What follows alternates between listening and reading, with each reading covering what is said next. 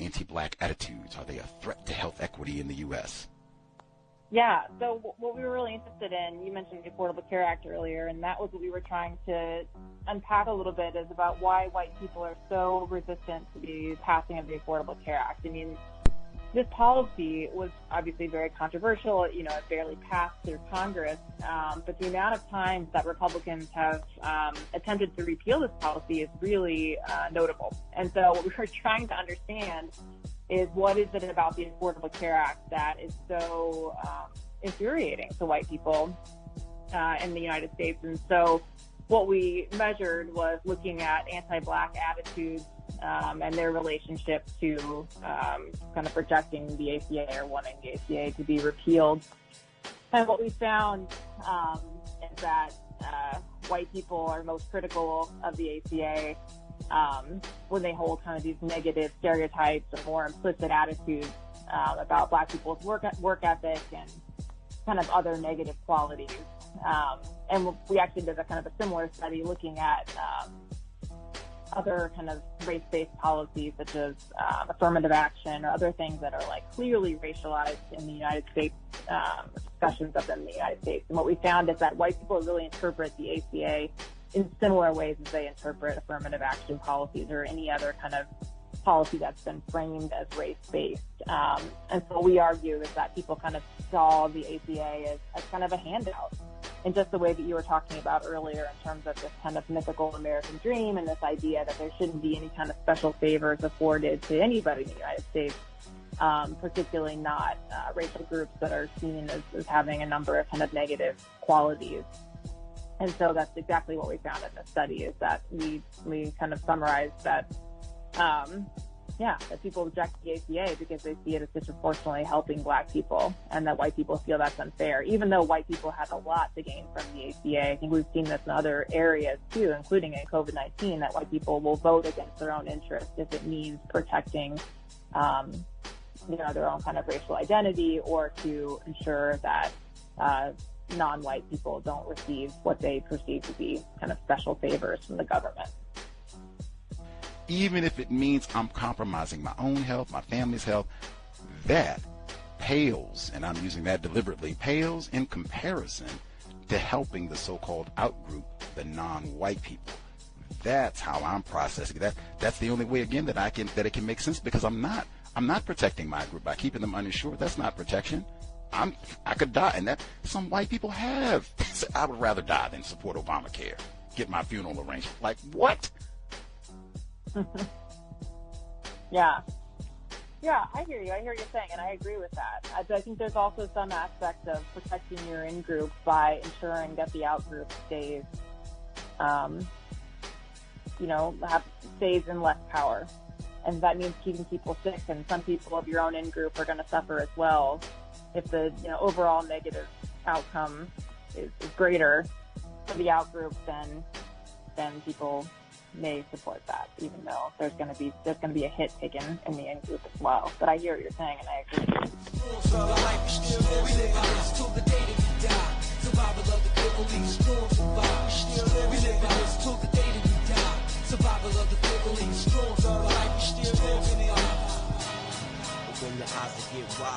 System of racism, white supremacy, determined to survive. The C.O.W.S, Gus T. Renegade, in for another broadcast. We miss you, Prodigy. Survival of the fittest, indeed. Today's date. I thought today was a holiday briefly. I tried to go to the post office and it was closed. Then I realized they were just closed. They have a lunch break, I guess, in the late afternoon, and it opened back up. So I guess it's not a holiday, but it is Wednesday, September 11, 2024. So I have been told. Important date, certainly, but I guess it is not a holiday. We'll be here tomorrow. Book club, looking forward to wrapping that up. More details as we proceed. The intro that we heard, that was Dr. Berkeley Franz. She was with us right at the end of 2022. She had so much great information. We even got to hit some of our favorite topics, affirmative action and Obamacare. They just had the debates last night, and white genetic annihilation in some of her talks as an epidemiologist. Berkeley Franz, Dr. Franz, she was telling us that some of the very things we'll be talking about today with regards to COVID-19, and once those reports started to come out and suggesting that black people, non-white people here, especially black people, were being hit really hard by COVID-19 springtime, April 2020, and that contributed to many white people saying, hey, I am not going to mask, distance, all of that. We talked about that in context of Obamacare and not white people. We do not want to support healthcare policies that will benefit black people, even if that means harm to a small segment of white people. So be it. Stunning. And even with her research, I thought that was very important in terms of a framework for our discussion today. One of our more recent guests, they cited one of the studies we're talking about today, specifically highlighting COVID-19 racial disparities can reduce support for safety precautions among white U.S. residents. As I said, we had visited this previously. I think it is important, and even just with regards to health, very important to keep all this in mind. But she had a lot of other great research. Thought it would be great to investigate all of this, help us get a better understanding. Question I ask all the time: what does it mean to be white? We should think about that until this problem of white supremacy, racism, has been solved. Our guest for today, she, I believe, is the lead author specifically of the study that I just named. She is a professor at the University of Georgia's Department of Psychology. Her work, she examines the psychology, science, bias, prejudice, racism, how we can change people's thinking with regards to these problems. Really eager to discuss some of her work, what she has studied. Joining us live for the evening, our guest, Dr. Allison Skinner-Dorkenoo. Dr. Skinner-Dorkenoo, are you with us? Yes, I'm here, and you could just call me Dr. Skinner. Awesome, awesome. We have her until the bottom of the hour, so we'll be efficient covering information. If you have a question, don't linger. I guess number one, for listeners who maybe have not heard of your great research yet, any info you would like to tell them briefly about who you are and the work you do down in Athens? Sure. The way I generally sort of think about my research is studying how our attitudes and biases shape systems of oppression, especially racial oppression, but then also how sort of being embedded within these oppressive systems shapes our attitudes. So thinking about it as sort of this cyclical relationship where we are shaping our environments, but also our environments are shaping us and leading us to develop biased attitudes. Fascinating. Okay, we'll keep that in mind as we interrogate some of the different reports here. And you are classified as a white woman, is that correct? Yes. Okay. This program, we ask all of our guests at the top the term racism and the term white supremacy. We use them as synonyms. The definition I use for both terms is as follows: a global system of people who classify themselves as white and are dedicated to abusing and or subjugating everyone in the known universe whom they classify as not white. Do you think such a system exists? Do you think that definition is accurate? This is my opinion? Yes, ma'am. Yeah. Mm-hmm. Okay. Yeah, absolutely. And I think that is a great definition. Succinct. Right on. Okay. I guess also this is one that I have enjoyed asking a number of our white guests over the years. I can't believe it's been a decade. So what I used to say was a new report, but that's not the case now. This moldy report came out in 2014, written by a non-white author. He was talking about racism, and he said that, what matter of fact, I'll save that one for later. Table. The important question, more relative to our topic for right now. Dr. Skinner, do you see any evidence that a substantial population of people classified as white are going to voluntarily desist from the practice of racism, white supremacy?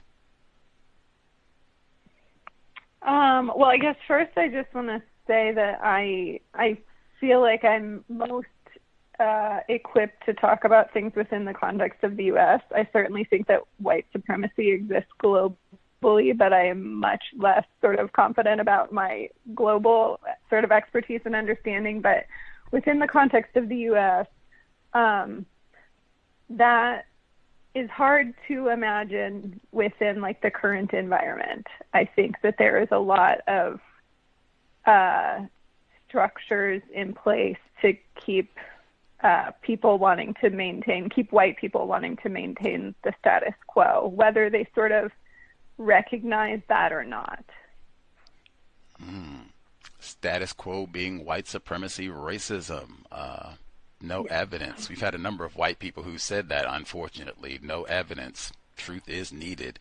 I guess before we get to the COVID-19 report, I try to do my diligence. I was looking over your CV and seeing some of the talks that you've given. My jaw hit the ground. You and J.R. Ray allegedly did an October 2019 talk, a verbal presentation, an increase in interracial marriage increases racial bias in reconsidering the formation and consequence of injustice in the marketplace, symposium presented at the Association for Consumer Research Conference in Atlanta. Is this true? Did you participate in this talk? And if so, what was the subject of this chat? So it was for a marketing conference, so it ended up getting framed in that way. But basically the research was looking at whether sort of white people, I believe now, this data I haven't looked at in quite some time, so I hope I don't misrepresent it, but looking at whether white people were sort of threatened by an increase in interracial couples and relationships, marriages. I can't remember exactly. Well, I think it was marriages. And that was sort of born out of a couple different things. I've done prior work looking at, how white people react to increases in power, that is granted to Black people. So looking at whether white people were threatened by the election of Barack Obama and finding some evidence of that the election, reminding people about sort of the racial significance of this sort of power granted to Black people through the election of Barack Obama, that was threatening and led to increased anti-Black bias. And also that reading about the census demographics that were that continue to forecast, but this was around the time when they first came out and were white people are going to be the minority in the future. And looking at, how threatening that was and whether that also increased anti-Black bias. So I've done a few sort of projects along this line, and I've also done some work looking at attitudes and reactions to interracial couples. And then we were sort of putting that together and going, okay, is an increase in interracial marriage, because, if we look at since the Loving versus Virginia decision, even though it's still fairly low rates, especially among white people, of interracial marriage, it still has increased dramatically since that time. And so is that threatening if we present that to white people to be look how much, interracial marriage has increased. It's increased dramatically. Would that be threatening? And we found that it was. Wow. I'm so glad I was not lazy and found that one. Wow. And that's important to me, at least, for so many reasons. I guess one of the big reasons that's important, that this is threatening, so-called interracial marriages are threatening to white people, because it is disgusting how frequently and for decades, guess who's coming to dinner? We miss you, Sidney Poitier. For decades, white people and a number of non-white people have foolishly, ignorantly moaned and wailed, if we just get more interracial couples, if we just get more interracial marriages, if we just have more biracial babies and Obamas, this problem will be solved. And we've been on the air for 15 years. And I said, if that were the case, Thomas Jefferson and Sally Hemings would have solved this centuries ago. Plantation, all this would have been taken care of. That's not what we have. That is ignorant to even have. And we've had intelligent people with PhDs say that with a straight face. Then the second, it's worth a laugh, like a hearty laugh. If I'm, oh my goodness, to keep from crying at least. The other component, my sick white brother Dylan Storm Roof, before he slaughtered that congregation in South Carolina, right next door to Georgia, he said, "You're raping our women." And then he commenced to shoot. He said, "I have to do this. You're raping our women." Killed a state senator and everything. Clementa Pinckney. Dr. Frances Cress Welsing said exactly what your study, that talk, she said, "I think this is threatening." Putting up images of black people, black males in particular, with a white woman, oh man, you will probably have even more Dylan Storm Roofs. That's uncommon. People don't, they think the exact opposite. I guess, what do you think? Were you surprised when you saw this? Did you expect this was going to be the case, Dr. Skinner? Yeah, I thought that was going to be the case. I mean, that's why we did the study, is that I was thinking that probably we would find those findings. And I think that, you know, if we look at it historically, the big picture, that, you know, this has been used as propaganda for hundreds of years, for a very long time, as justification for, you know, racial violence and oppression. Like, if we claim that we're protecting white women from black men, then that licenses us to do anything we want. That's the justification for so many lynchings historically and so many atrocities that have happened, that we can, if we create this propaganda that black men are a danger, black people, but especially black men, are a danger to white people and especially white women, then we can be like using patriarchy to enact racism.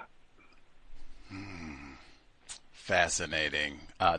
The other component, that interracial, when they say interracial marriages have increased and that sort of thing, I think that term it can be very deceptive even when people say that, because the numbers of white people marrying black people has not skyrocketed over the last 60 years. Generally speaking, white people do not marry black people. When they talk about interracial marriages, they put everybody in there. So they mean, sometimes they even mean like a black person marrying another non-white person, like somebody who's classified as Asian or something like that. What in the world? And they will say, like, again, that this is progress. Now, when we narrow it to just white people marrying someone classified as black, those numbers are very, very low. White people don't marry black people. Am I in error, Dr. Skinner? Yeah, I mean, I don't have the numbers off the top of my head, but yes, absolutely. Like, that is a low rate occurrence. And certainly, I mean, because white people make up a large percent of the U.S. population, like, if we look at raw numbers, then it can look like a lot of white people are doing it. But when we look at, like, proportionally, very few white people are engaging in interracial relationships, and, like, especially marriages. Now, the sex component, I don't say that. I don't say that because, I mean, hey, Sally Hemings, Thomas Jefferson, that is allowed. You can go get in the back seat and roll around and, you know, all that stuff. But marriage, that's very different. That's like partners, Right. equals. Woo, you might be entitled to assets and an inheritance. And whoa. Right. We're not doing all that for Leroy. And even it reminded me, Dr. Jacqueline Badalora, she was a guest on the program. She said she did an experiment with her college students. She would tell she would tell them to go home and tell their parents that they're dating a black person. Whew. The reaction from those white females' parents. Wow. Nobody is ignorant about racism, white supremacy, and it was consistent. It wasn't, oh, wow, we'll have some little Obama. No. That was not the response at all. And this is recent. This isn't, something from way back and all. See there. All righty. So glad I got that in. All related very much, I think, to COVID-19, the report that was mentioned or referenced. One of our previous guests, this is kind of recent, 2020, obviously would have to be talking about the Rona situation. What were you all investigating in this report highlighting COVID-19 racial disparities can reduce support for safety precautions among white U.S. residents? Well, it was, as you mentioned, in early sort of spring of 2020, and we were starting to see these news reports coming out talking about even just forecasting disparities in COVID-19, of saying that, given all these pre-existing health inequalities and disparities that we see racially, that's surely going to emerge when it comes to COVID-19. And then, sure enough, we start seeing reports that is the case. And, initially, because I care about that and I think it's a problem, I was, reading those things and also shared a couple on social media, and then had a friend, sort of critically be like, I think that might do something bad. I think you should think about that. And so then I really sort of was going, okay, let me think about this from a psychological perspective, and not just my I'm so concerned about this issue and other people would surely be concerned in the same way I am, going, okay, let me, look at this with my psychologist lens and all of my sort of expertise in this area. And then suddenly it was, became concerning to me too, of sort of, this could very well have the exact opposite effect of what I'm trying to do when I'm sharing it, that it could actually signal to some white people, maybe lots of white people, that they don't actually really need to be concerned about COVID because it's not really their problem. That, other people are being affected by this, but white people are mostly okay. And so thinking, and then, talking it over with my graduate students, then we got pretty concerned about it, and we started thinking, this is important. We need to get some data and see if this actually is happening the way it seems like it would, based on our understanding of how these sort of psychological processes work. So then we collected some data, and we did two different approaches. One of them, we were just trying to measure how aware white people were of disparities, racial disparities in COVID-19, and seeing whether that impacted their support for COVID-19 safety precautions and their fear of COVID-19. So, and there we were finding, when we just sort of observed people's attitudes, we were seeing that, yep, the people who were more aware of the disparities, and people, I should say, all of this is white people specifically. So with white people who were more aware of COVID-19 racial disparities, they were less fearful of COVID-19 and less sort of abiding by safety precautions, less interested in masking and social distancing and the various things that were being recommended at that particular time to limit the spread of COVID-19. And so finding that, then from a sort of scientific research perspective, we wanted to say, okay, so we saw this correlation, but is one thing leading to the other, or are these things all just related for some other reason? So we want to sort of say, is one causing the next? Is awareness of the disparities causing these other things. So then we created an experiment where we had people read articles, and one version of the articles, they were reading about the disparities. And in other articles, they didn't highlight the disparities. So it was a very similar article, but it didn't say anything about racial disparities. And then sort of looking at those same outcomes, trying to see, based on what they read, when they came in to do our study, did that change how they responded to these other things? And indeed it did. So we found that the people who read about the racial disparities, the white people who read about the racial disparities, they had less empathy for people who were susceptible to COVID-19. They were less fearful of COVID-19, and again, less supportive of safety precautions. So we really found this like causal effect where knowing about the racial disparities, being reminded of those racial disparities led to these other outcomes. So really clearly connecting those things to each other. Wow. That's why I think it's good to get a reminder of to go through a global health pandemic unlike anything I've seen in my lifetime and unlike anything that's happened, I don't know, at least in a good century or so. Once white people, and I think that's so important, not people, once white people start to see, hear reports, oh, wait a minute, this is mostly impacting the dark people, the black people, Leroy, Jamal. Nope. No, I'm not masking, not saying it. No, I do not support the regulations. This is just, black people's problems. Like, no, you're not shutting it. I remember white people saying this during all that. This is just impacting the colored folks. Like, why do you have to shut everything down? Why do I have to stay in the house? Just because, Jamal is... Mm-hmm. That is so important to think about in terms of now, are white people going to stop practicing? They're not even willing to put on a mask for a few weeks. That's asking too much for Leroy's health and safety. Stop practicing racism. What? What? In fact, I'm going to stomp and curse about the mask. I pointed that out. I had to make a whole term.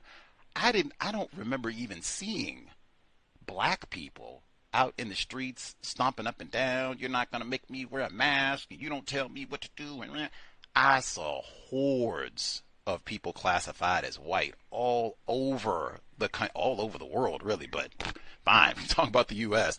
I saw hordes of white people out in the streets, demonstrating, going to jail, almost had a January 6th insurrectionist type feel. You don't tell me what to do.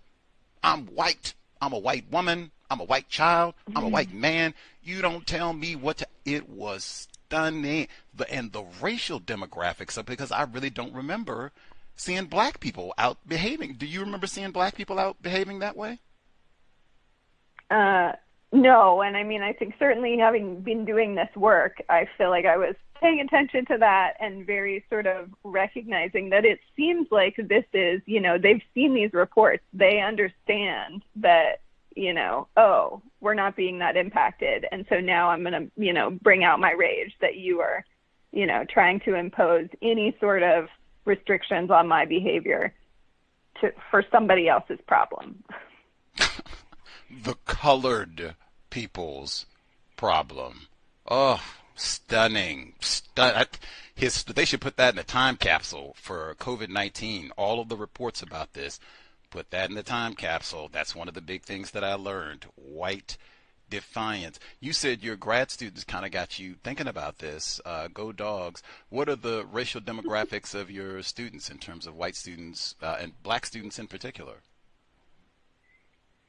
Well, the students that I was working with on this, none of them are white. They're black and mixed race and Asian, and they're a mix of different races, but none of them are white. I'm the only white person on that team. Fascinating. No white people. And how many students are we talking about? I guess it's smaller. I'm guessing. How many students? Well, in this project, I had 1, 2, 3, 4, 5. Oh, wow. It's an intimate little group of you guys. How special. Okay. No white people in the group except yourself. No white people Yeah. in the group. Fascinating. Okay. When you say mixed race, what do you mean? Well, I think that probably is how she would self-identify. I think she's like part Haitian, part Korean. Like one parent's Haitian, one parent's Korean. Okay. Okay. Wow. That is what we got, though. System of racism, white supremacy in these classifications. Thank you for indulging me, Dr. Skinner. On page 1 of the report on COVID-19 and the lack of empathy that white people have, you write, race is central to U.S. social organization wherein society affords the most power, privilege, and status to people who are categorized as white. I guess, I should ask this. Are you the lead author for this report? Yeah. Okay. When you say society affords the most power, privilege, blah, blah, blah, to white people, what do you mean? Well, I mean that the way the societal system has been set up, and of course it's been set up by white people, I would say like predominantly white men, but that then it has become sort of how the system operates. So it's, many individuals that create this system that then can sort of self-perpetuate to some extent. That I'm glad you included from the very beginning, systems set up by white people. Now, since we had patriarchy mentioned before, I must emphasize you cannot have a system of white supremacy racism without white women, white men, and white children. Pause for Ashley Babbitt, because they were just talking about her. And speaking of insurrectionists, but white women play an astronomical role. Most of the participants in a number of your studies have been white women. Isn't that true, Dr. Skinner? I would think so. I don't know that I've done a great deal of focusing on the gender of the participants, but in general, in psychology research, tends to be more so women than men, especially if we're looking at student samples. White women. Yes. Yes, white women. And yes, psychology departments are full of them. I do know the AI, we're talking to one, the AI generation is upon us, but man, the system of white supremacy racism is not autonomous.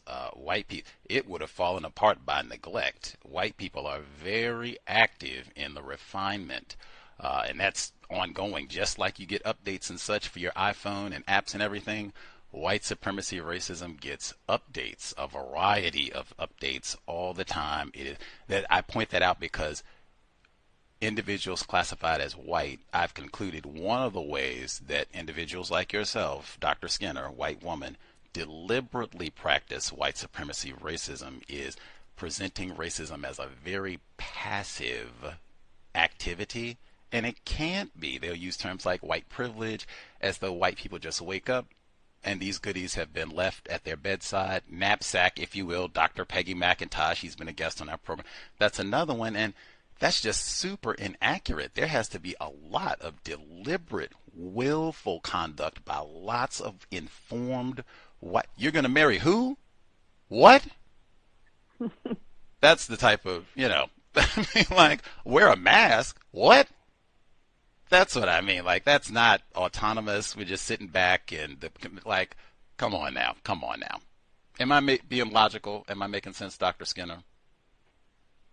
You absolutely do. And actually, when you read that back to me, I was like, I wonder if that's what you're getting at, because it sounds rather passive. We've, removed the actor that created the system from that sentence. So I appreciate you pointing that out. It's very common. You have to point that out on a regular basis for white people and non-white people to present racism, white supremacy in this manner at the hands of persons unknown. I got that book at the top of my bookshelf for a reason. Anywho, report number 2, where some of these same things pop up. I saw this one after I saw the first report. Challenging race-based medicine through historical education about the social construction of race. This is in 2023. I thought this was a fascinating report as well. What were you all exploring here, Dr. Skinner?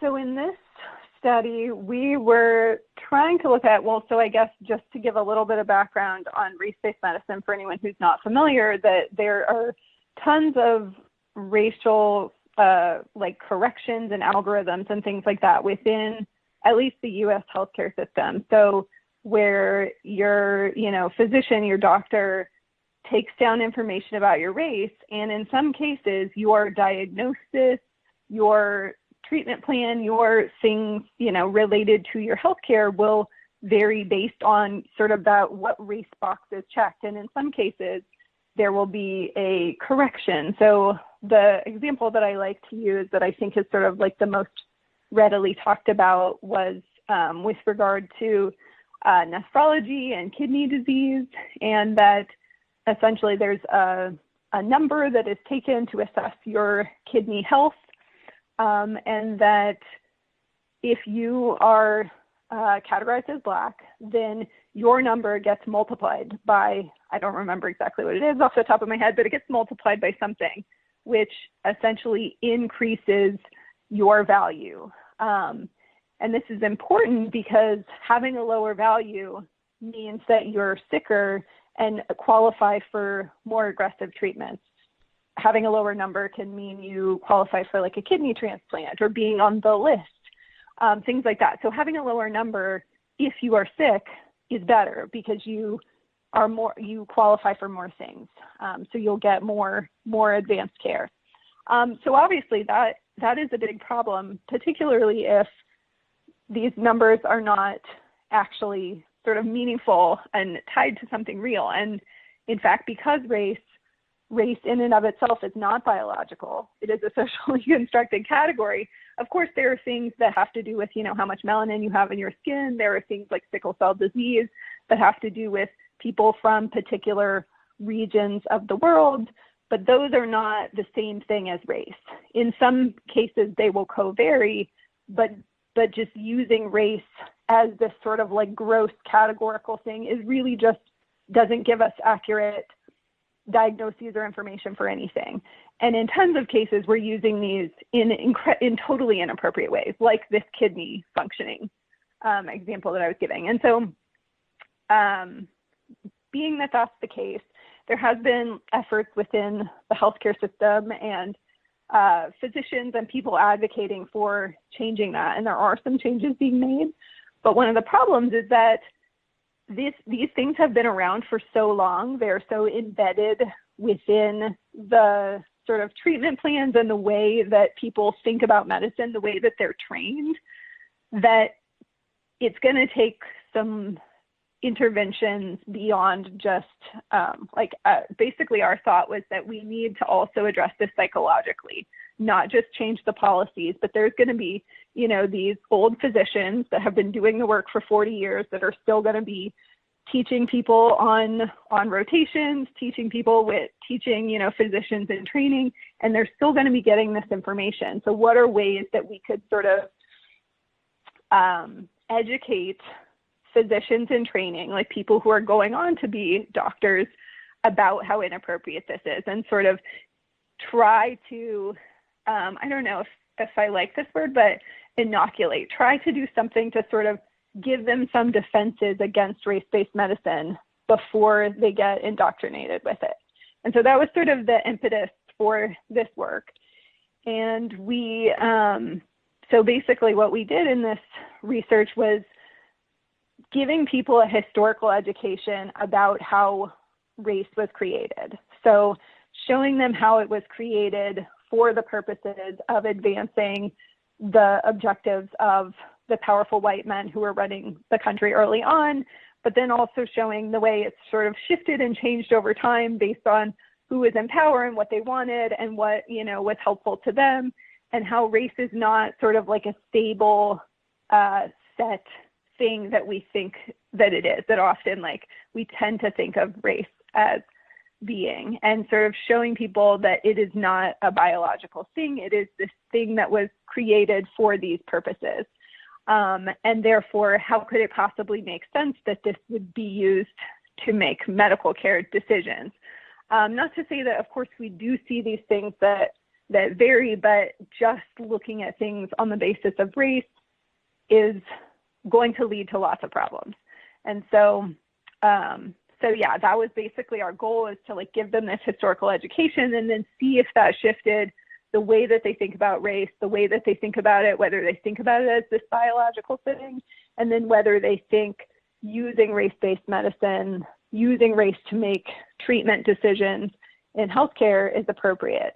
And we looked at that with undergraduate students, but we tried to look at those that were like pre-med, so those who were on this track to become physicians, to go to medical school, as well as ones who were not. And we didn't find any differences really between them, but we wanted to try and look at both of those groups and see the people who were on this track of taking the classes that set them up to go to medical school. Is it sort of working with both these types of students? And it was. So it was sort of some promising evidence that this could potentially be used as an intervention with medical students as a way to try to be one of the tools we can use to address this problem. Fascinating. That's so much. I'll see if I can pick out some of the highlights from your comprehensive response, Dr. Skinner, with this study here about, and even the terms. White people, one of the ways they practice racism, I say it's with the terms. They'll use terms. Sometimes it'll be jargon like white privilege or race correction. Woo! Wow. What in the world? And particularly because this is so widespread in the field of medicine, as she said, they just had that massive lawsuit for brain damage in the NFL, and a part of that was race correcting. Well, I don't know, Leroy. You probably didn't get too much damage from tackle football because black people are kind of slow and stupid anyway, bell curve, so we have to race correct your score. So yeah, maybe you don't have too much brain. We won't give you. But now, if you're white, we move your score goes way up in your benefit. Like, there's so many examples of this. When you said when you use the race correcting for medicine, it creates lots of problems. And I said, lots of problems for black people, non-white people. Are you aware of any problems that are created for people classified as white as a result of race correction in medicine?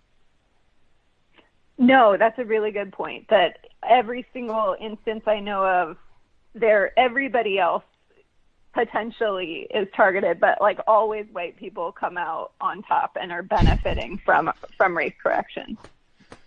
Always, and that would be the case around the world, but just U.S.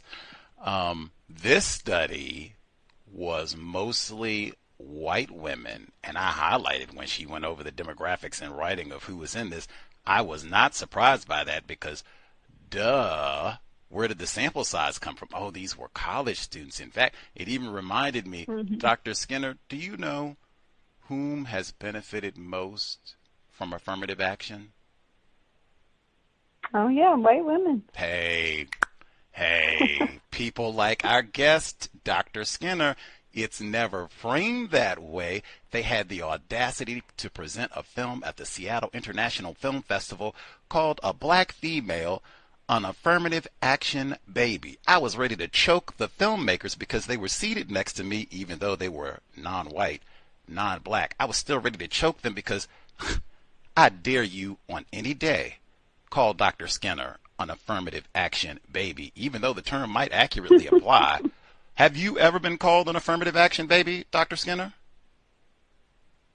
Well, no, and I don't think that would ever happen. I think you're very right. That's about what I would expect. Any hoodles, neither here nor there. And she, of course, white women, greatest beneficiaries. Mostly white women in this study, affirmative action beneficiaries.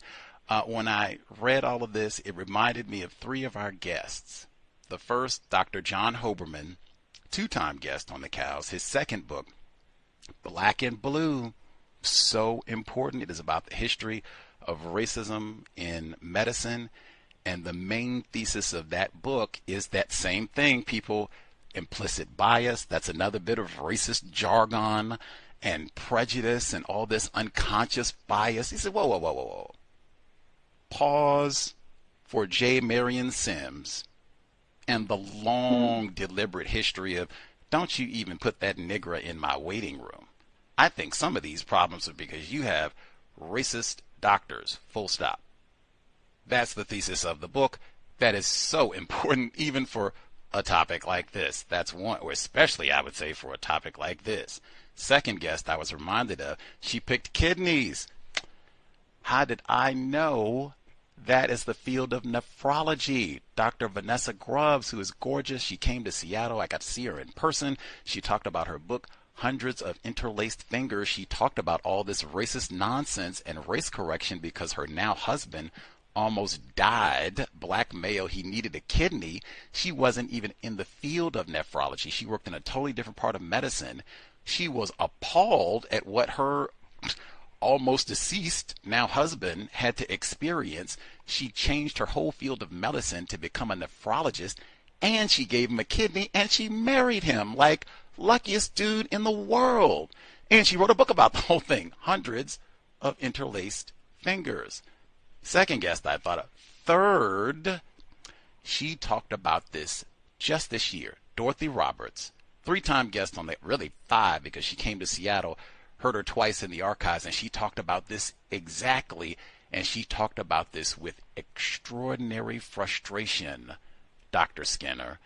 Dorothy Roberts said, I have worked tirelessly at exactly what you've been talking about, sharing this information. She is a credentialed scholar at UPenn, was at Northwestern previously, written books about this and the whole nine, Killing the Black Body, spectacular, all of the above, came to UW to speak. And she said, man, these white doctors are dedicated to race correction in the face of evidence.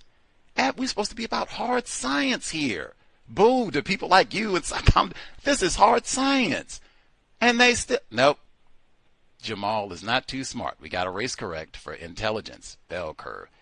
And she had that same frustration with, you give white people the correct information and they remain dedicated to their racist behavior. That's one that I thought of big time with this. Like, man, because a lot of this seems rooted in the notion that white people are ignorant about racism, and once they're presented with accurate information, they will change their conduct. I haven't seen any evidence that that is true at all, Dr. Skinner. Have you? I have, but I think that it needs to be a lot of information and they have to have some willingness and interest to internalize it. But I do think that that's part of why we see so much backlash against, what was called critical race theory, but like the 1619 Project, like all of these ways in which there have been efforts to actually try to teach accurate history, to fill in gaps and reframe like how inaccurate the historical information that we've generally sort of included in our education system and propagated within this country. I think that part of the reason there has been so much hostile, aggressive backlash and legal challenges, banning those kind of things, like it's been so aggressive to that, is because it actually can be powerful. But I think that there is so much effort to keep that quiet, to make sure that especially young people, especially people who it could change the way that they see the world, that they see the country, that they could recognize injustices much better.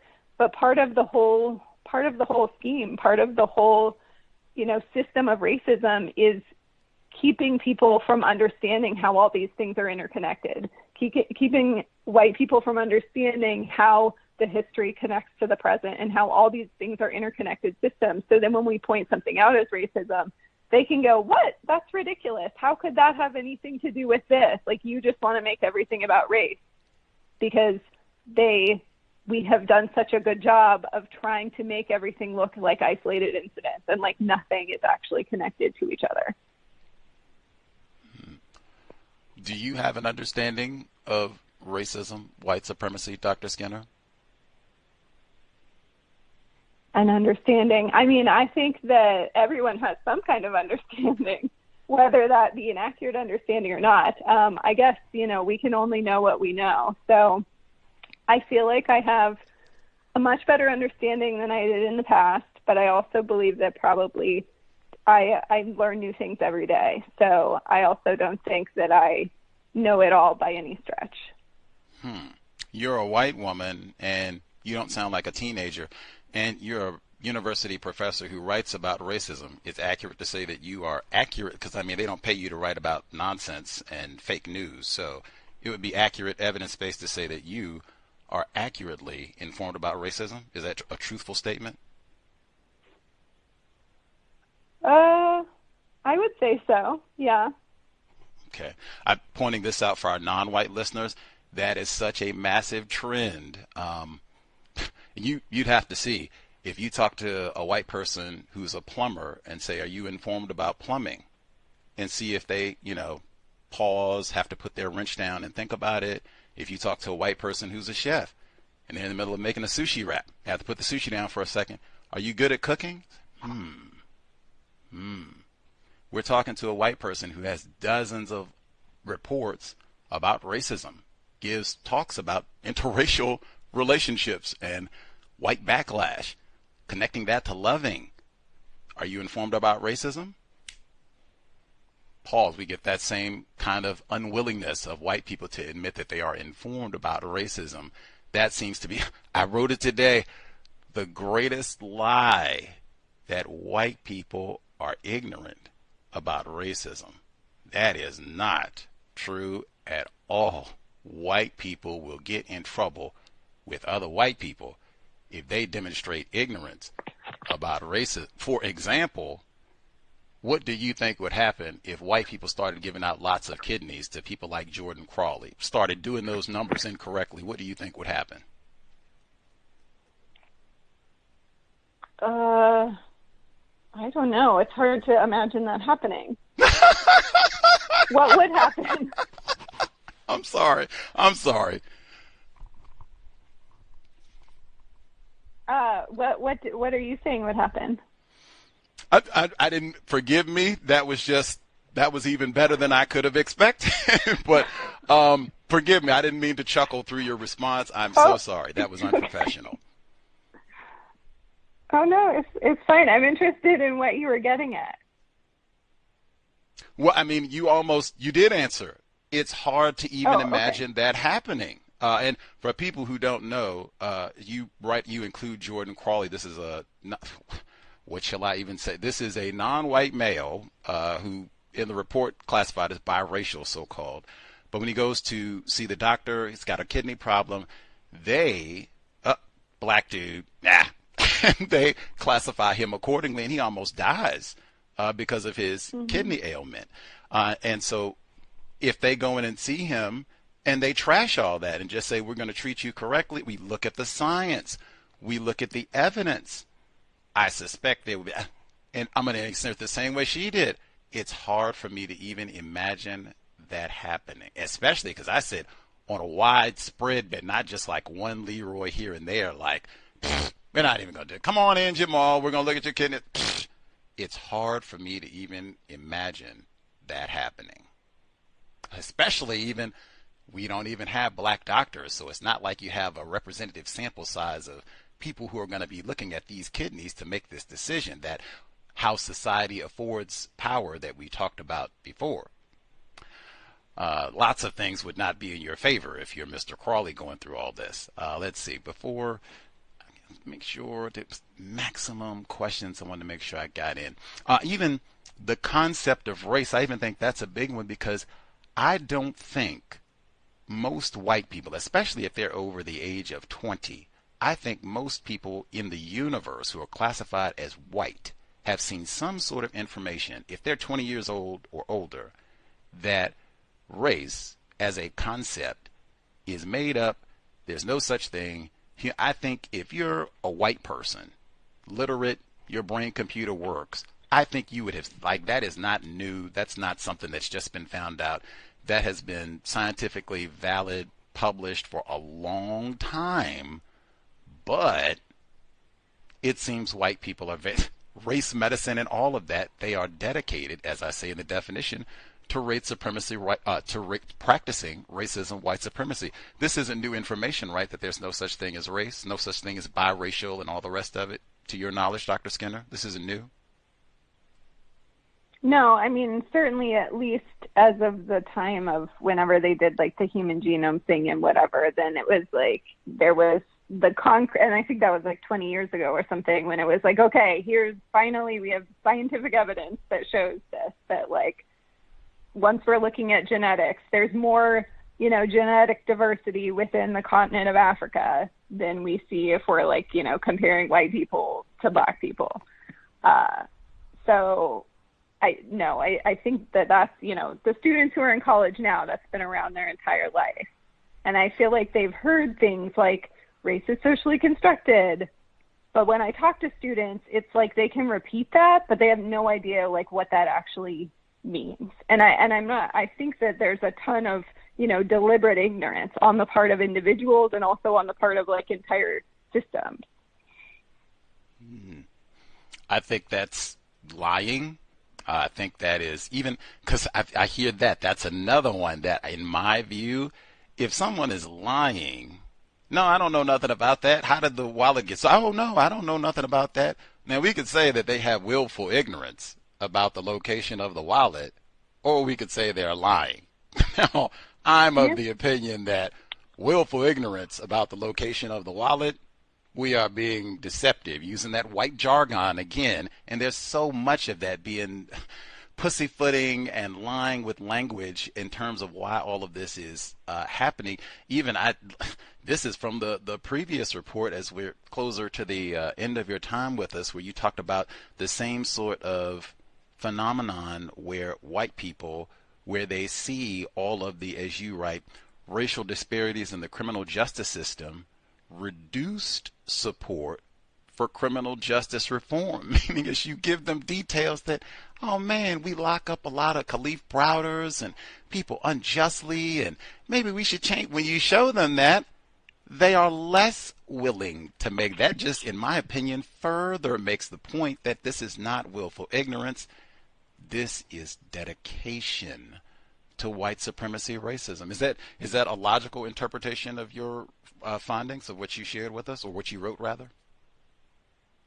Yeah, and also just to clarify, that was not my research, but it was excellent research done by other scholars where, that they found that exposing the public, and I don't remember exactly the demographics if it was only white people, but exposing either only white people or a predominantly white sample of people to information about the disparities in incarceration, imprisonment, that's similar to our study, that seeing these disparities made them more supportive of incarceration and less sort of thinking that reform was needed. And so, I mean, I definitely see your point, and I agree that it is certainly I think that it's absolutely evidence of racism and evidence of the way that we, you know, continue to support the system, and we see evidence of things being the way we basically think they should be, and we support that. We endorse that. We're passively going along with it. Actively going along with that, I might add. Yeah, absolutely. I mean, both passively and actively at various points. Right on. What is the Pocahontas effect before we let you depart? Oh, exception. The Pocahontas exception. Yes, ma'am.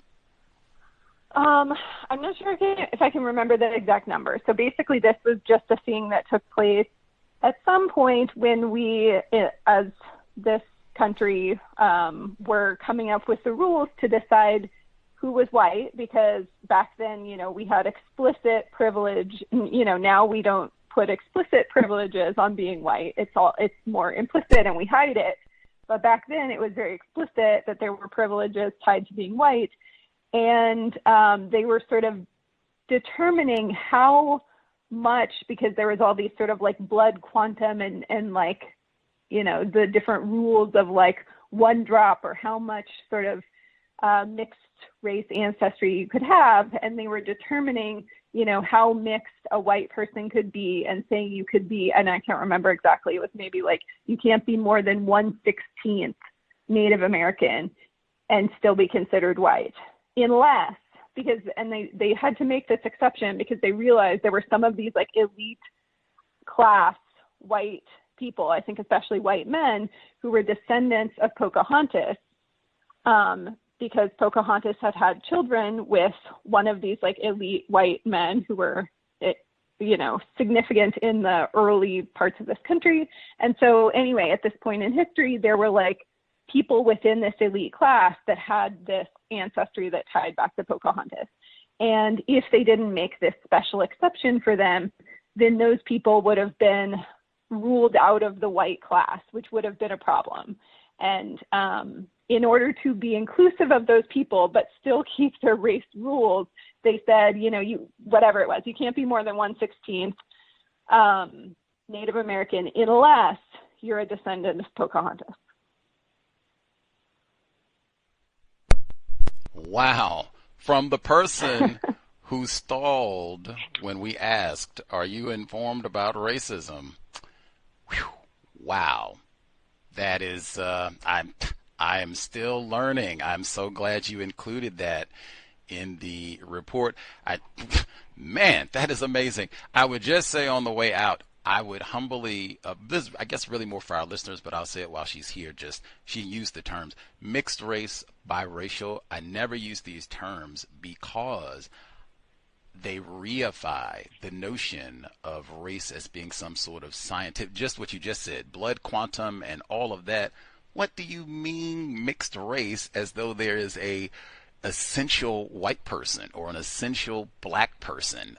Everybody is so-called mixed race because all of this is nonsense and made up. So even using those terms very much reifies that, yes, we do have races somehow, and somebody is an authentic whatever race, and this is an authentic whatever race, and you are one authentic race, as opposed to me being a biracial jumble of, you know, all of that is nonsense. All of it. And that's another one that I think people know this, but they just, you know, dedication to white supremacy racism. But that's my suggestion for people that are listening, to not use those terms. If we have to say that somebody is non-white with a white parent, great, and that gives us more details about what we're talking about. Do we say this is a non-white person who has a black parent and an Asian parent or whatever?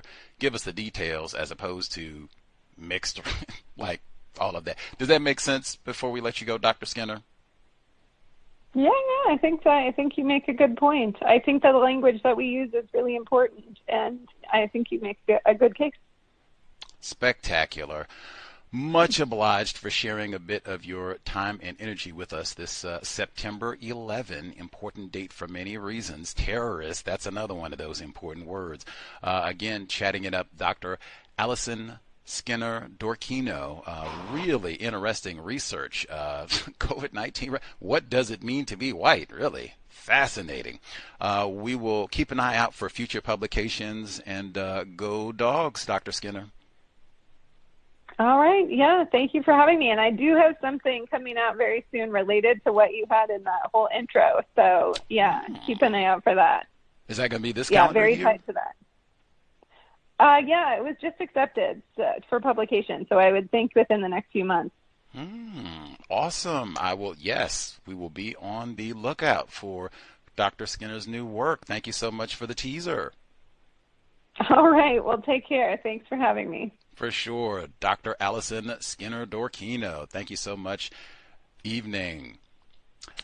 The cows. Woo, man, great information. Hopefully folks learned something. Again, this should be in the time capsule. They're supposed to have those out. I thought that might be outdated, but apparently they're still doing them. And I know they did some so-called time capsules where they stuck some things in the ground or what have you. Supposed to open them, I guess, in like 50 years or 100 years that we haven't all melted or floated away by then.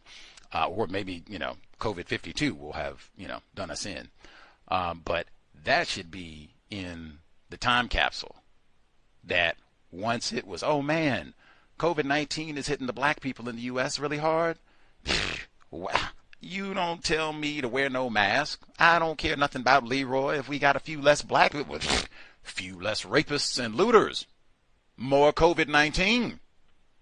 Put that in the time capsule. Don't put that nonsense about them banging skillets on the roof, talking about essential workers. And she even had that in the report. You had a lot of black people who are so-called essential workers. That's why they ended up getting the Rona. We ended up getting the Rona and all the rest of it. And their response to come out with a skillet and, Leroy, we with you, Leroy. Mr. Fuller, 3 T's. See? Fuller also say, white people cannot be ignorant about racism, white supremacy. They will get in trouble with other white people for sure. Take a quick break. I'll try and give some of the points that I think are important, but even before we can get to the break, that question about the kidneys, I shouldn't have snickered, but wow. Wow. That I even had to think about, that is more profound than I even considered at the time, having had more time to, just process. When hey, can you imagine a world? White healthcare practitioners, they go in, oh, wow, look at Jamal. And that's one of the fictitious black names she uses on the report. Jamal, you say you having some pain and okay, difficulty going to urinate. Okay, we'll give you a check and all that. Check your kidney. Blah, blah, blah. Oh man, look like you are having some kidneys. We're gonna get you on the list, and first you'll be one of the first ones when we get a kidney. Bang, we're gonna give you a jingle. Just keep that phone by and all that. It's difficult. She said it's hard for me to even imagine a world where that happens. And I didn't say it one time. I said this becomes like a wiser. She said it's difficult to imagine a world where that happens. White people start doing the right thing, and we're going to help black people who have kidney problems. What the world? What the world? What the world? It's hard to imagine a world where and we didn't say the white drug dealer on the street. We didn't say Donald Trump. He's not a physician. We said the white nephrologist. You took the Hippocratic Oath, right? Why did you become a doctor? Isn't that supposed to be? Fuller did say that too. Brilliant. He said correct intentions. Why did you become a doctor? I thought it's supposed to be heal people. Now maybe that's not, what. Maybe you became a doctor to be a race soldier. I'm going to make sure that my white sisters and brothers, I'm going to make sure as many of them as possible, they get to live to be 100. J. Strom Thurmond type thing. Niggers, Jamal, you'll be lucky to see 50, buddy. Fat Man Scoop, he just passed away at 56. See? You'll be lucky to see 50, buddy. That's what I'm going to do, get my white lab coat on.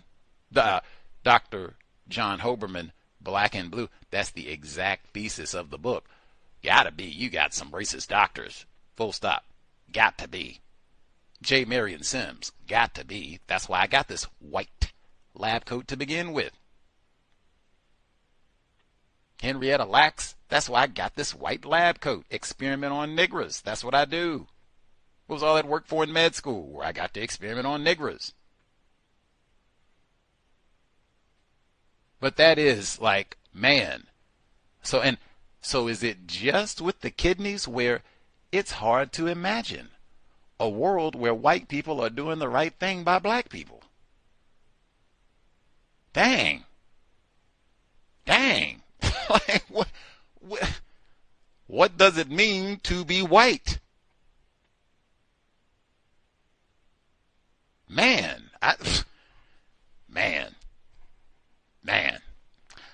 sorry for chuckling, but I was not expecting that. I was thinking, if Chip, Susan, they go rogues, I'm not going to do this. Black dude comes in here and needs a kidney, getting a kidney. Shamika comes in here, she needs a kidney, getting a kidney. I was thinking, I don't know, somebody would tell him something. I can't even. Shamika out of luck. That's the only word I can think of. Shamika is out of luck. Leroy ain't gonna be around much longer because, I can't. Woo! I'm gonna have to sit for a second. We'll take a quick pause. We'll be back. I'll see if I can sum up some of the other points once I have collect. But I mean, that is important. If you think, you can process, think if she was lying or what have you, but that seemed authentic. Difficult to imagine a world where that happens. These are physicians. Do no harm.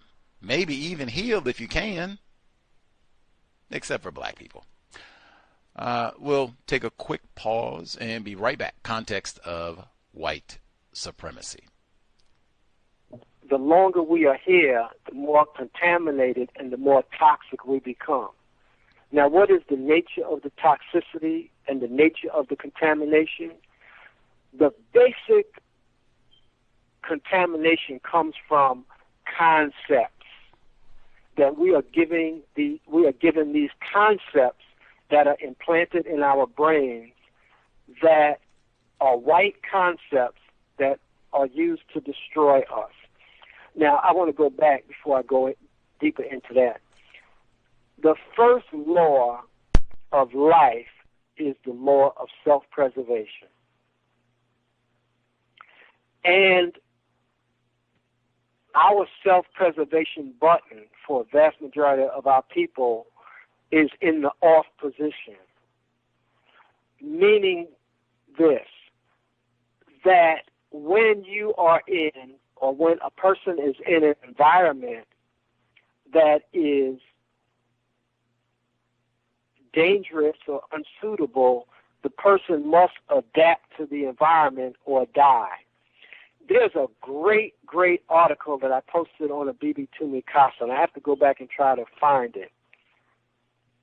It might have been Yellowstone Park, but don't quote me on that. What the forestry did was to remove wolves from that environment for like 3 generations. And I think it was the elk were in there, or deer or something were, grazing in this park. And they were grazing for 3 generations, never threatened. The forestry decided to reintroduce the wolves back into the environment. And the wolves, being the animals they are, approached these deer or these elk. And the deer or elk just looked up at them and never ran. That's amazing, because the older elk and deer knew that the wolves would hunt them and kill them. So imagine yourself being a wolf and you're approaching this deer, and the deer's not running. You say, "Oh my goodness, right. This is a great meal for me." And this is what happened. And the wolves ravished the elk and the deer and destroyed them, because the elk and the deer, their self-preservation button had been shut off, and they were not able to recognize danger. So either we adjust to the environment or we die. Context of white supremacy. Really, in my view, when Dr. Cambon says you adjust to your environment or die, we have to adjust our understanding of racism, white supremacy.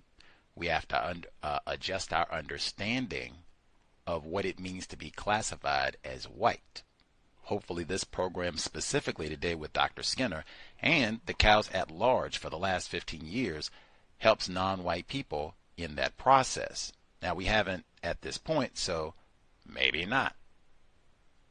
But that is one of the goals for non-white people who listen to the program, really to get a more accurate and evidence-based. We go right to the source. Let's talk to people classified as white, and those specifically who study in detail racism, white supremacy, so we can learn. And then we even evaluate them in the process. Invest if you think the C.O.W.S has been successful in that effort, at least, or at least constructive, we'll say. Not successful because we have not replaced white supremacy with justice. Hopefully we have been constructive in sharing information towards that end. Hit the blog racism-notes.blogspot.com, racism-notes.blogspot.com. PayPal button in the top right corner. Beneath the button, you'll see the links for PayPal, Cash App, and Venmo. Much obliged for everyone who has invested 14 years, kept us on the air. You'll also see the links for the Amazon wish list under Gus T. Renegade. Enormous gratitude to all of the investors who have nabbed an item or 15 over the 15 years we have been broadcasting. Got item today, just as we were about to go live. The postal carrier dropped by. Amazon, I guess delivery person with no urine break stopped by. I didn't even have time to open the parcel before we got rolling, so I'll do that later. But much obliged to all the folks who have invested. I'm ecstatic that the Amazon wish list is actually functioning. I told you I had so many difficulties for such a long period of time, but at least for the past, 2 months, it seems like it might be functioning correctly. So, amen. Small favors have to be pleased. We'll be here tomorrow, Thursday, conclusion of the zebra murders. That has been a fascinating read. Speaking of privileged black males, fascinating read, but we will wrap all of that up tomorrow. It's fascinating times in San Francisco right now as well, but that's tomorrow. We'll be here Friday for Neutralizing Workplace Racism, and Saturday for the compensatory call-in. Catch up on the debate. I don't know if people saw or paid attention because, it's school is back in session. They had the school shooting in Georgia. They had the debate yesterday. So it's a lot of things going on. Autumn is almost here. It's lots of things happening. But they had a shooting on the interstate in Kentucky this past weekend, Saturday, I believe, by a white man, Joseph Couch. And this white man who has military experience, AR-15, our favorite black gun, shot 5 people. They survived, but he shot 5 random people on the interstate and then has been on the run for 5 days. I checked before we went live. They still haven't caught him. They closed schools in some parts. I believe they're in London County, where all this is, out in Kentucky, rural area. But they closed some of the schools because they said it's unsafe, and they were telling people, lock your doors, check the security cameras, stay in. That's man, and it's been going on for 5 days. I can't even, I was trying to think, a manhunt. How often do they have a manhunt? What? I think Christopher Dorner. I think they had the escape from prison not that long ago, but a manhunt. And particularly, you got to close schools down? What? Incidentally, I did think within all that now, school just started. We just had Labor Day. In Georgia, they closed schools because Colt 45 Gray shot and killed 4 people. That was last week. In Kentucky, closed the schools because they had a manhunt to get Joseph Couch, white, and he was telling people in advance, I'm going to kill me some folks. Kill a bunch of folks, many as possible. White people kill for. Anywho, but we'll catch up on that this coming weekend, Saturday, compensatory call. And they're talking about, I said that, now, they're talking about the dogs, eating dogs in Ohio and all the rest. Shout to Sue Klebold, Jeff Dahmer. I mean, you know, I'm vegan. You know, I'm vegan. Been vegan for 6 years, 7 if I live to 2025. I'm all for, you know, no cruelty to the animals, none of them, even the dogs. That said, they got all that talk about eating the dogs and such. What about the manhunt? I don't think they said a peep. You got a white man on the lam, shot at 5 people, could have killed him easily, and then randomly hit other cars and all of that. They got state troopers and everything out almost a week. I think they said the reward is up to $35,000. And that didn't get mentioned at the debate. Nobody got a word. They just took a shot at the president with the same weapon. Nobody got a word to say about all that. Come on. Come on. I don't want to hear nothing about no dogs in Ohio. And come on. Come on. Come on. We got listeners in Kentucky. I guess be safe. Man, that is what it's even racking my brain to have a week-long manhunt where you got to close schools. Like, what in the world? What if I was a child in that environment? I got to be at home, locked in my bed. What? Nowhere to. Incidentally, this, in my view, might be exactly what Dr. Frances Cress Welsing was talking about. End stage white supremacy, where this is just every day. Shoot at the president, shoot up the school, shoot up the interstate, shoot up the grocery store, every day. Mad because you're dating our women and taking white women. Mad because you got this job. Right? I mean, they even said the shooting in Jacksonville. Remember that from last year? And our guest, he was theorizing that this is a no-count white dude. He was going to go shoot up a black HBCU in North Florida. I'm a no-count white dude, and I'm mad. He got black people out here trying to be something. Little Obamas, Baracks, and Michelle. I'm going to go kill them. Might see more of that. So that dude in Colt 45 in Georgia, he did kill a black male student, 14 years old, I think.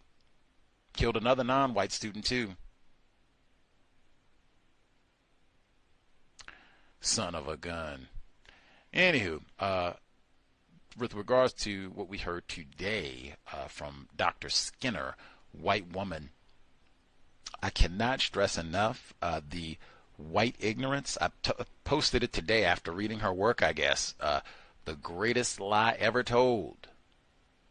White people are ignorant about racism. Nothing is further from the truth. Again, I hear people quote, frequently misquote, Neely Fuller Jr. often. I do not hear people quote that line from Fuller enough. White people can't be ignorant about white supremacy racism. They will get in trouble with other white people. The problem is not white people need the right books, the right literature, the right documentaries, and they will straighten up and fly right. That is not the problem at all. The problem, dedication to white supremacy racism from people classified as white. That is the problem. And I think and the deceptive use of language, see the way that this problem gets presented, that white people are ignorant and passive and society just affords them. See, all that old jargon, I don't do none of that. I don't do none of that. In fact, I stringently reject all of that. Now, if you're too cowardly to just point out, hey, the problem is white people, fine. You can say the problem is racist. You can adjust it, say whatever you need to say. But I mean, all that, being nebulous. Racism is out there, White supremacy is out there. The people's in power. They got so many of those just nebulous jargon phrases. The people's in power. The powers that be. The power structure. The dominant society. Who? What are you talking about? Non-white people, victims guaranteed qualified. You can say whatever you want to. VGQ all day long. Individuals classified as white, our guest included. Same thing I said to her. White people deliberately incorporate that sort of nonsense jargon to be deceptive. That is master deception. All of that elides. Hey, white people are dedicated to mistreating niggers. Period. And that's not no accident. That's not no implicit bias. That's not no whoops. That's not no coincidence. That's willful and deliberate. All areas of people activity and all over the known universe, even at the space station. Until we get that sort of understanding, and then what are we going to do to put them out of business? This problem will continue. Unless, there's some sort of intervention, divine as they call it, or otherwise, aliens or something, comes down, COVID-19 wipes us all out type of a thing. Let's see.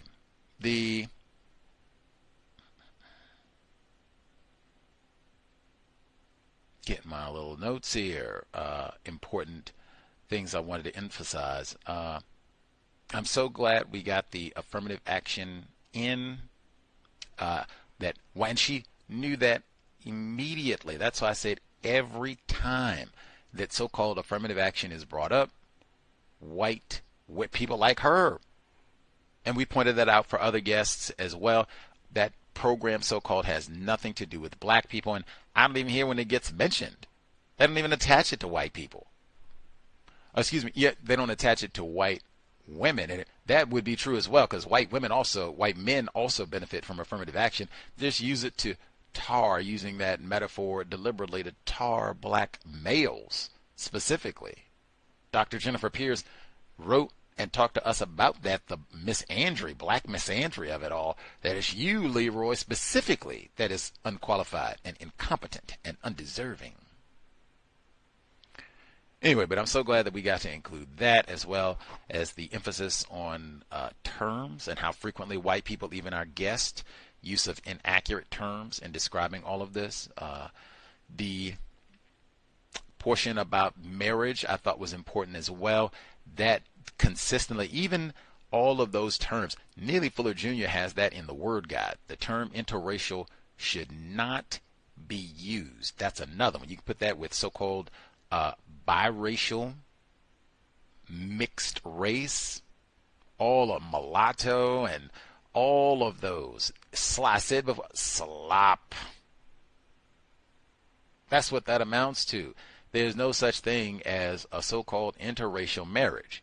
And if you meet a non-white person in some sort of sexual arrangement with a person classified as white, say that. Now, I know that's a lot of words, a lot more than the convenient interracial marriage, but that is just inaccurate and it doesn't even really convey the details, like who are you talking about? Like I said, because sometimes they'll say so-called interracial marriage, and it'll be a black person is married to a so-called Latina. No, man. What?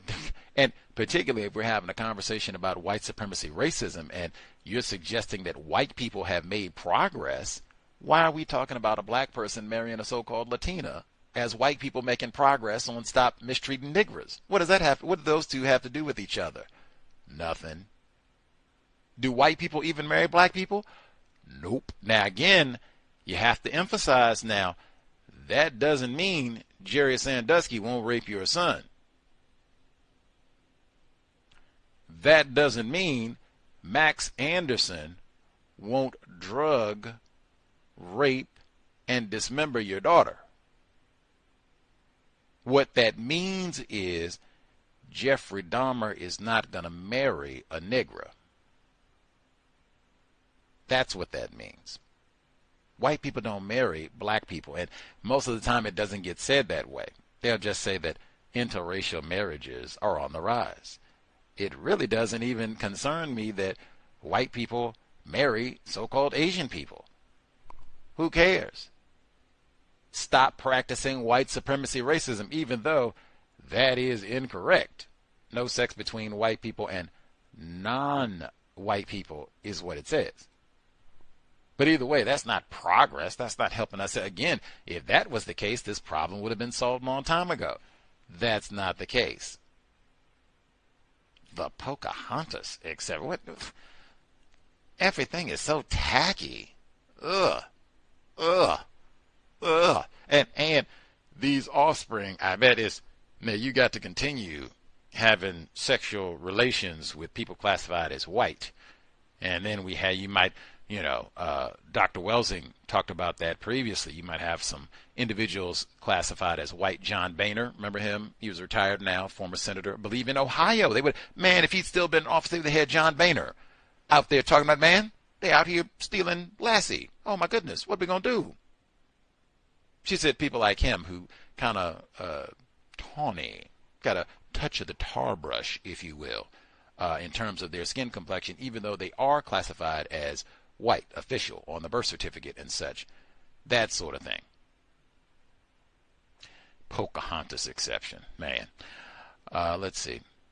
Other points I wanted to emphasize. She was very quick to acknowledge the definition that is kind of rare, even though we had that with a few of the recent guests that we've had on the program. I also wanted to make sure that I share this. I thought was important, even though I didn't read it while she was here.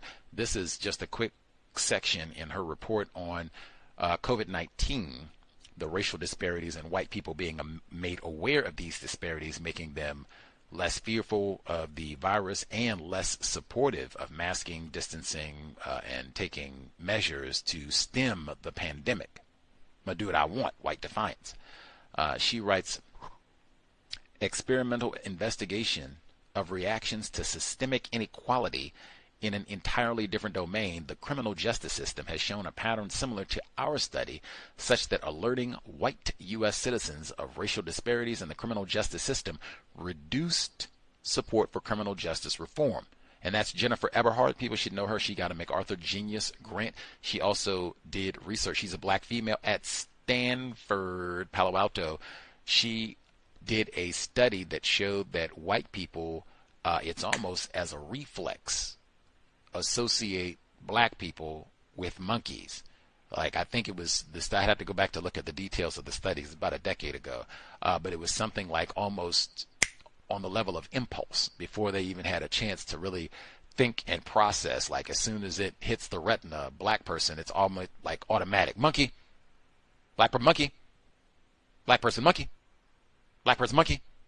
It's almost instantaneous. I might not be doing it correct, but I mean, it's really close to that type of thing. Niggers, monkeys. Anyway, indeed, psychologists and communication scholars have argued that educating the public about systemic inequalities, they don't say systemic racism. They never say system of white supremacy racism, but they don't say systemic racism. They say systemic inequalities. That white jargon.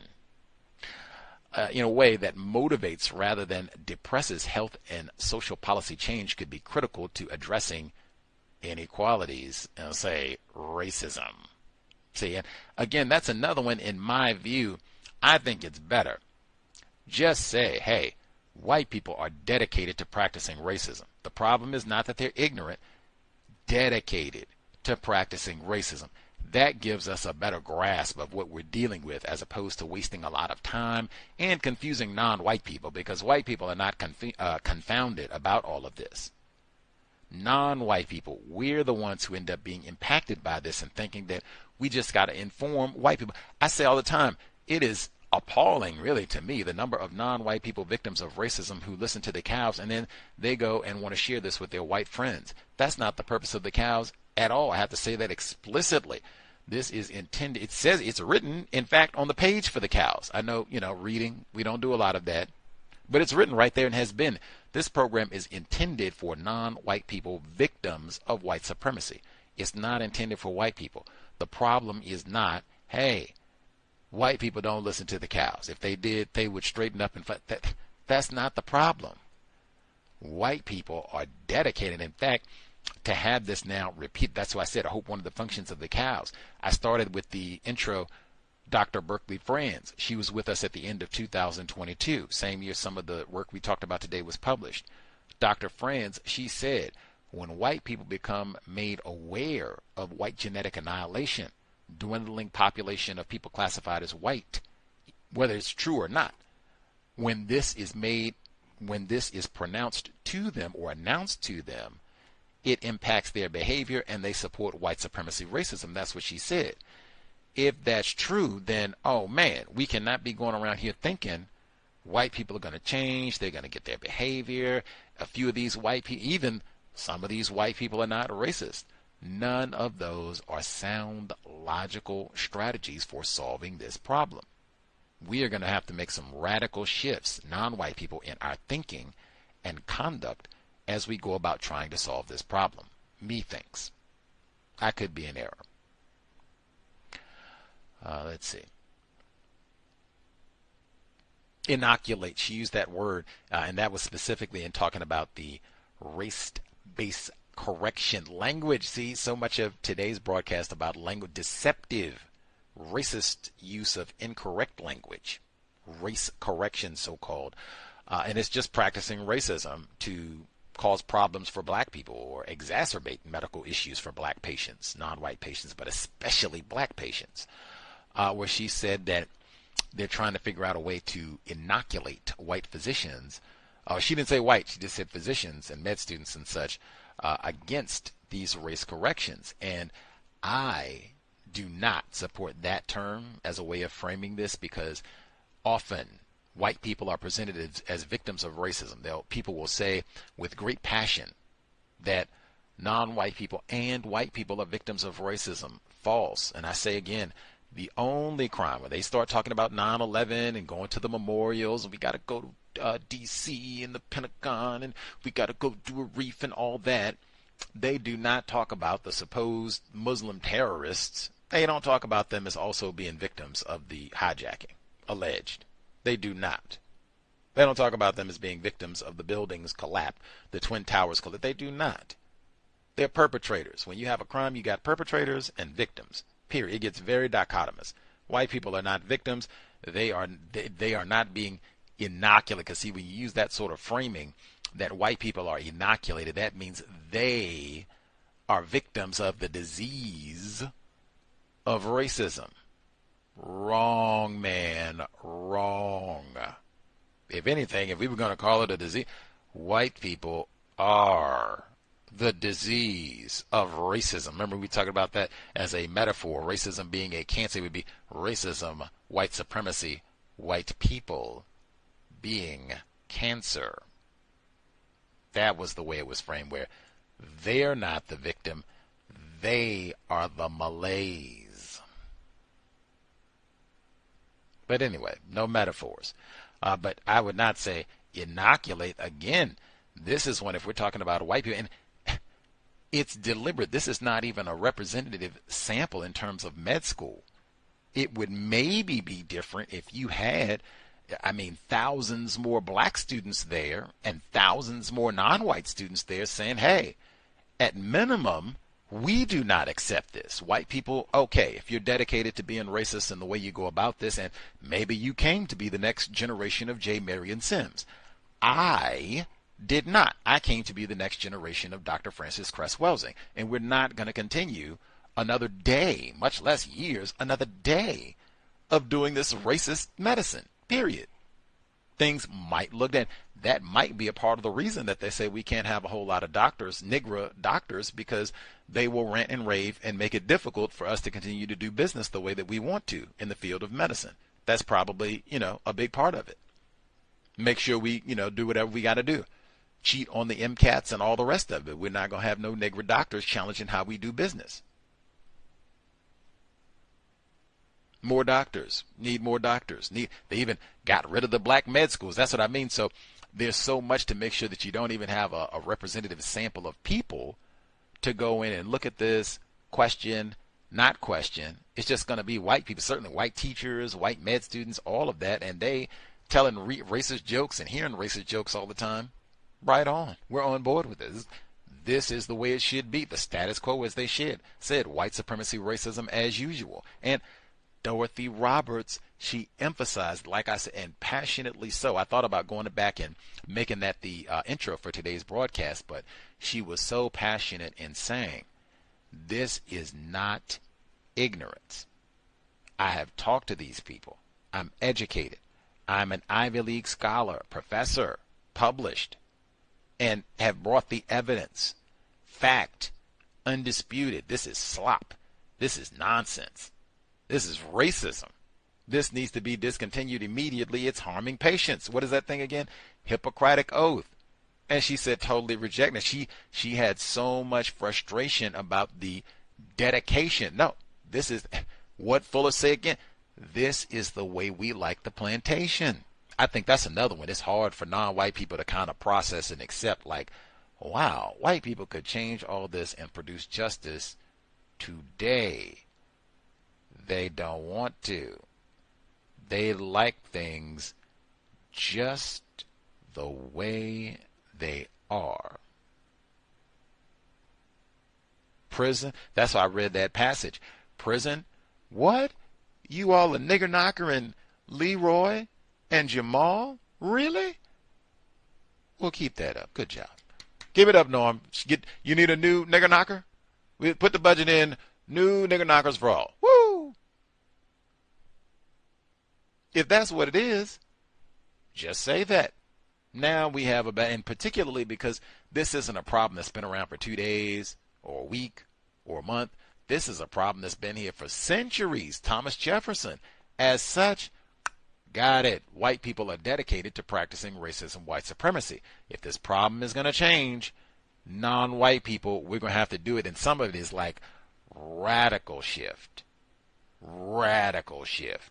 in our thought, speech, and action. Even, dare I say, hey, no more football.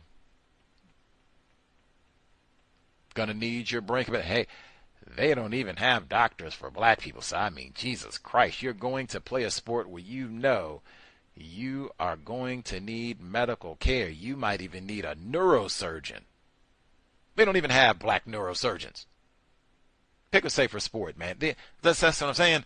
Logic. We ain't got to get into all the, O.J. Simpson and you're not going to be the next Pat Mahomes boy and break your brain computer, and you see how they treated Tyreek Hill. Even you get out there and run off fast and they still jack you up when you get out of your expensive crystal black luxury car. You don't have to get into all that. You're playing a sport where you are guaranteed you are going to be injured. This is the hurt business. Football, so-called. This is violence. Every play. It's just a matter of you're going to get hurt a little bit or you're going to get a lot of brain damage. We ain't got no black. We don't even have Obamacare. we struggling all the way through. Pick a safer sport. Even that, like, that's why I said, when we look back at all this once we get to justice, like, what? They told black children who were suffering, struggling, you all sat there and ridiculed and said that the black children were waking up and eating Kentucky Fried Chicken and grape Kool-Aid for breakfast. And then you sent them out after a grueling day in the killing fields, public schools, racist white teachers, Pop-Tarts, Oreo cookies, white milk. Then you sent them out to get brain damage for 2 hours in scorching heat, snow, rain, ram their bodies into other black children, grown people, all this, do this for years, weeks on end, this sort of thing. And then when they break a foot, toe, break their brain, they can't even go to the doctor. Hey, we don't honor Obamacare. Get on out of here. Yeah, well, I broke my brain computer. Get on out of here. Obamacare. Get on out of here. What? And then when you try to say, hey, man, maybe we should let this football thing go, man. We don't really have good Obamacare, and they break your brain computer and all the rest of it, and they're gambling on the 14-year-old. Maybe we should let this football thing. Hey, shut up, man. We love football. That Pat Mahomes, man. I'm going to watch the Super Bowl. Woo! Say, what? Wait a minute. What? Didn't you just hear me with the brain computer? You see what they did to Tyreek Hill? They said Tyreek Hill finished the game, black brother. Scored a touchdown, too. Seen that? He didn't say they practiced racism against me and I ain't going to play. That's not what Brother Tariq said. Brother Tariq said, I'm going to get out there and get me a touchdown. See? Man. Radical shift in Tyreek Hill does make, I think, like an absurd amount of money to play, so that sort of thing too. See, they put all that at Tyreek. I think if he had sat out, he probably would have lost. Like, let's say if he had been fined by the police, they maybe would have fined him like $500. Let's say, I'm just throwing a number out there. Let's say it's $500. I suspect his game paycheck for that one game that he participated in on Sunday, it might have been $1 million. I would have to check to see the exact structure, but I mean, he is one of the highest paid athletes, professional athletes in the world. So I don't know. Even if Daniel Holtzclaw, if he had been anally sodomized on a Sunday morning in front of his workplace,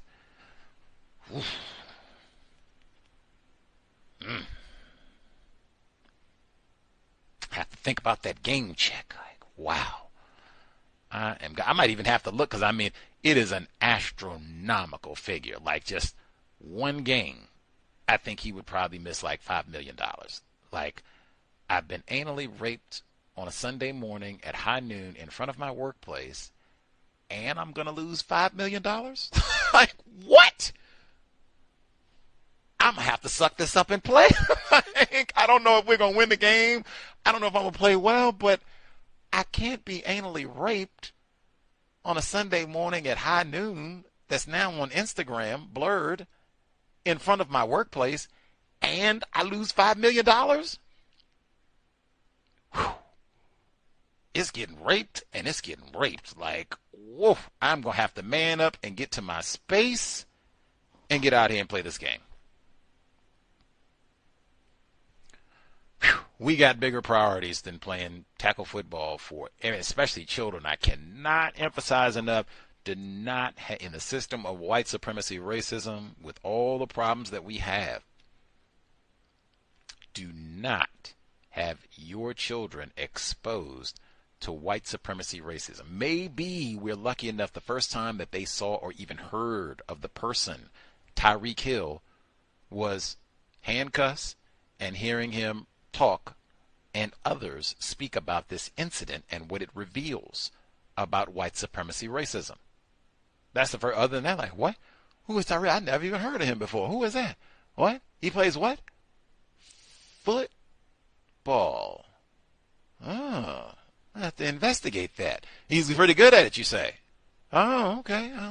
That's fascinating. I just saw that they had the nigger knocker and pow, like going upside his. Apparently, they didn't know he played football either, or did they? I don't know. It seemed like they didn't really care if he played football, and I don't care either. Really, it doesn't seem to matter. See, priorities. See. Anywho, so we be there. Is there anything else I wanted to get in about the program today? What does it mean to be white? Man, white. I cannot emphasize enough. White genetic annihilation. That alone is another reason that white people can't be ignorant. It's not that many individuals classified as white on the planet, and it seems that white people are very aware of that fact. Anywho, all of this important to keep in mind, especially as, they're talking about COVID alleged resurgence in some areas, California, other locations. We are heading to cooler months, so we'll have to see how that, impacts conduct and what's reported as we move forward, even get closer to the so-called election.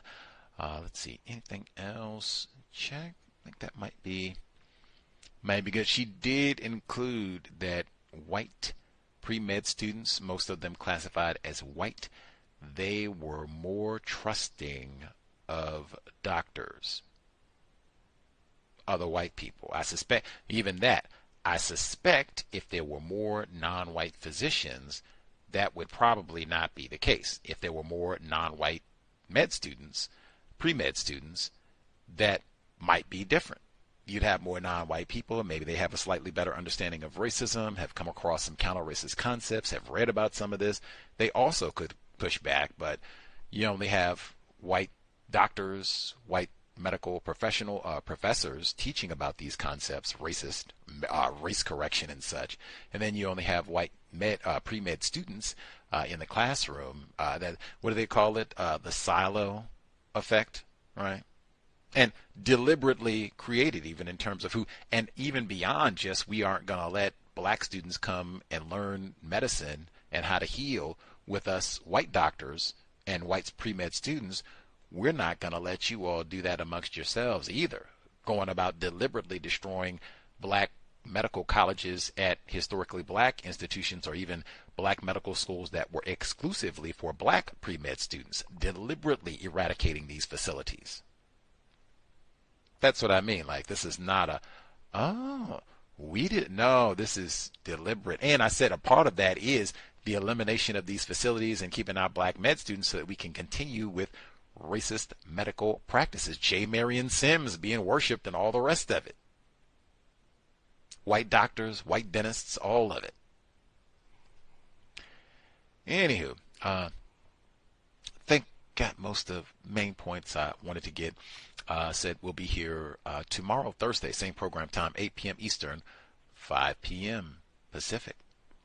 Hopefully worthy of your time and energy. I have to be on the lookout for Dr. Skinner's new report. When I see it, I will let you know. Maybe we can have her on the broadcast in the future if she has something constructive to offer. It seemed like it might have been related to white genetic annihilation, since that was the point that she mentioned. It was related to the intro with Dr. Berkeley Franz. So we'll see if what she publishes is related to white genetic annihilation. Then I'd say yes, we will definitely be sure to get her back on the program. Even see if we can get her here for the full time if folks have questions and such.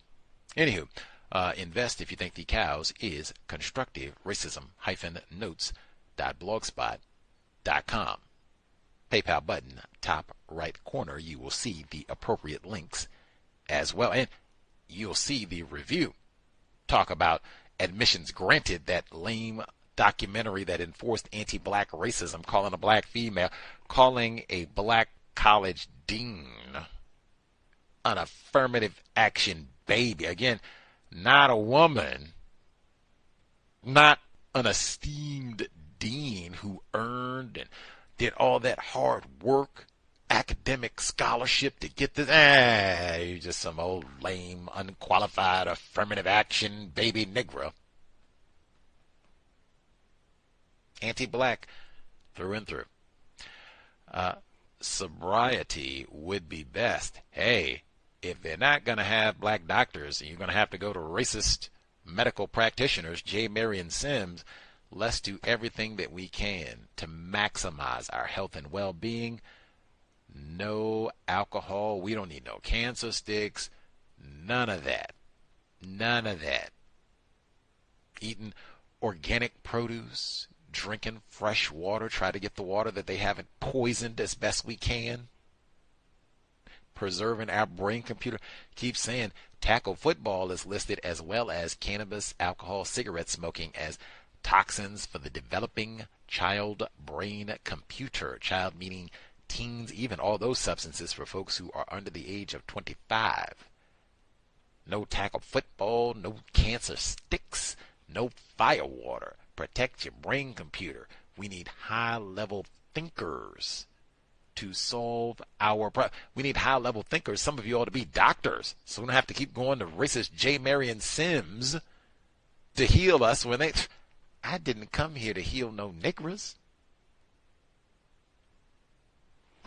Creator, we ask that you help us remain patient with other black people, victims of white supremacy. We ask that you help us remain patient with ourselves. Remind us to demonstrate the highest levels of black self-respect at all times, in all places, each and every time we are in contact with another black person. It has been time. Replace white supremacy with justice immediately. No name calling, no gossiping, no throwaway offspring. Cow signing out. Thanks all for tuning in. Nigga, you so brainwashed. I'm a victim, brother. Problem. You're a victim. I'm a victim of 400 years of conditioning. Shut up. The man has programmed my conditioning. Even my conditioning has been conditioned.